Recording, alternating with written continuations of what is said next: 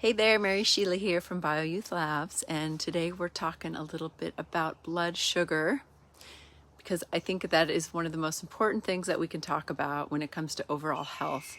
And within this conversation of blood sugar, I want to talk about healthy fats and really how important it is to incorporate sources of healthy fats into your diet and why they can really help to stabilize our blood sugar. Healthy fats play a significant role in managing blood sugar levels and overall health. So when you start to understand the relationship between healthy fats and blood sugar, along with their benefits, it really helps you make more informed choices. And for a lot of us, there's still a fat phobia, a fear of fat. Fat's going to make us fat. And really what makes us, fat does have more calories per gram than carbohydrates and proteins, but they're really essential in satiating our hunger. So if you totally eliminate fats from your diet, you're going to kind of have like this gnawing hunger underneath, and it's going to be hard to stop eating. And you might even crave more carbs and whatever, and you just want to keep eating. It really is kind of a challenge. And you're also then not going to get a release of bile from your gallbladder that helps you release toxins from the body. And you're also probably not going to be able to absorb and digest as many fat-soluble vitamins as you maybe would if you weren't eating, when you are eating fat. So vitamin D, A, K, all that kind of stuff. So it's really crucial to getting fat with every meal. But it's also about the right kind of fat, right? So fat doesn't come in just one kind, right? There's many different kinds. So it's nice to know a little bit about them, right? There's saturated fats, which comes from animal fats and things like coconut oil, anything that's solid at room temperature, right? Like butter sits out, or lard or coconut oil, it's solid. Unless you live in a very warm place, it liquefies when it gets warmed up enough or when we cook with it. So there's that kind of fat. And then there's also unsaturated fats. And those are liquid at room temperature. And those also don't come in any just one shape or form. There's monounsaturated and there's polyunsaturated, right? So monounsaturated are things like olive oil and maybe macadamia nut oil and avocado oil. And then there's polyunsaturated fats, which is a lot of like the vegetable oils and the nut and seed oils. And basically what that means is a saturated fat is like a short chain. So if you looked at it under a microscope, it's short, it's more stable, holds up to higher heat. Mono is a little longer, but still kind of stable-ish. And then polyunsaturated is less stable. So it's longer. It's sort of like if you're carrying something and it's real small, it's easy to carry it and get it safely to where it needs to go. And then if it's a little longer, you might need like 2 hands and you want to be a little more careful. And then if it's a lot longer, there's more of a chance of it to breaking. It's kind of how the fats are. So what that kind of means in a nutshell is that, the shorter ones, not only are they easy to carry, that's my example, but they hold up higher to heat, light, and air. So they're a little more stable versus the mono are stable-ish when they're heated, and then the polyunsaturated not as stable when we heat them, and they can kind of break down.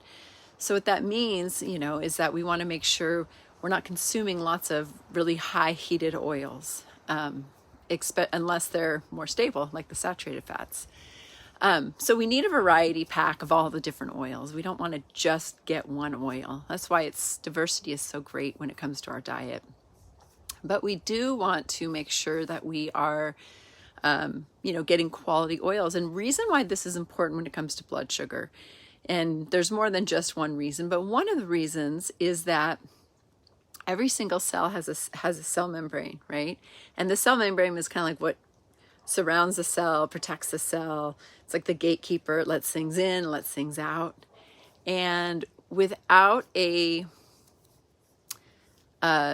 healthy cell membrane, sometimes the cells can be kind of rigid and maybe things have a hard time getting in and getting out. And with diabetes and blood sugar issues, things get harder to come in and out of the cell, right? There's insulin resistance and the cells resist letting things in to the cell and maybe even out. And so that cell membrane, guess what it's made primarily of? Fat. So the quality of the fat we take in is going to determine the quality of our cell membranes. So we want to be bringing in good quality fats. And again, because fats are somewhat sensitive to heat, light, and air, I'll just tell you one thing that I do that's like kind of a great practice to do. I don't say maybe all the time, but I'd say like most of the time, 80-20. 80% of the time, I will turn on my stove, right? Maybe if I'm going to saute some veggies or something, I turn my stove on. Normally what we do is we drizzle the olive oil or whatever kind of oil onto the stove. We add our veggies. What I often do is I just add my veggies. I turn on my stove, I add my veggies, and then when things start to stick, I deglaze that with water or broth.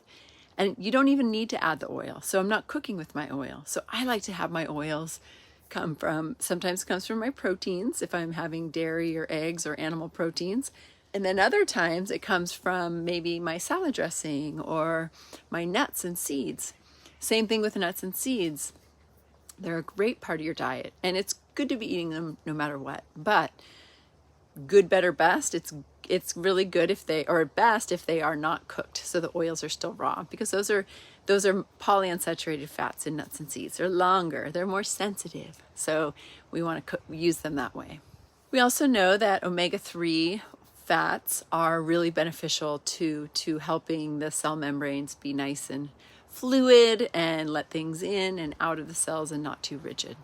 And healthy fats provide a steady source of energy, and that reduces the likelihood of any blood sugar spikes and crashes, which can occur with more high carbohydrate foods.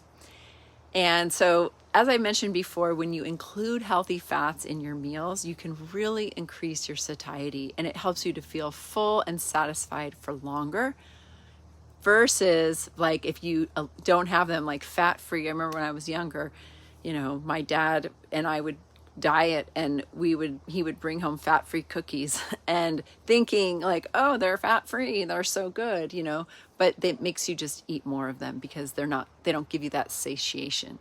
So to prevent overeating, you always want to include some fat with the meal. So it could be having nuts and seeds on your plate, or some avocado, or a salad with dressing, or anytime you eat, again, like if you eat fish or eggs or dairy or anything like that, you're going to naturally get fat in there.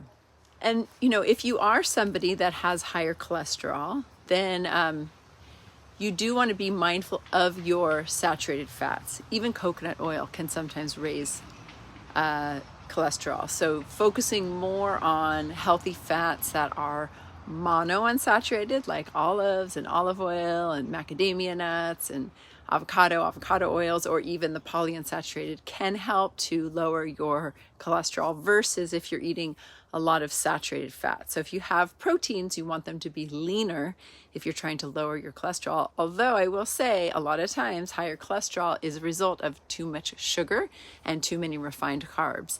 But there are some people that they just have a harder time breaking down the saturated fats, and it's going to show up on their lipid panel. And the other reminder is that fat-soluble vitamins are carried in the fat. So that's vitamin A, D, E, and K. And I will say a lot of those do tend to come more from animal proteins and animal fats. Both actually, and versus from vegetable sources. Okay, and then the last thing I want to say is that as much as you can, and this is something I try to do, is eat fats as whole foods versus just thinking them as oils. So eat avocados, eat olives, eat nuts and seeds, eat fatty sources of proteins and other things versus just the oils. And if you focus on really eating your healthy fats, the body will absorb what it needs to absorb. And you'll also get the fiber and the vitamins and the minerals and all the good stuff that comes with whole food sources of fats. Okay, so I hope this is helpful for all you BioYouth community members. Thank you for being here, and I hope that your health is improving every day as you take steps daily into your diet and your lifestyle and your enjoyment of life. I hope you have a great day, and I will see you soon.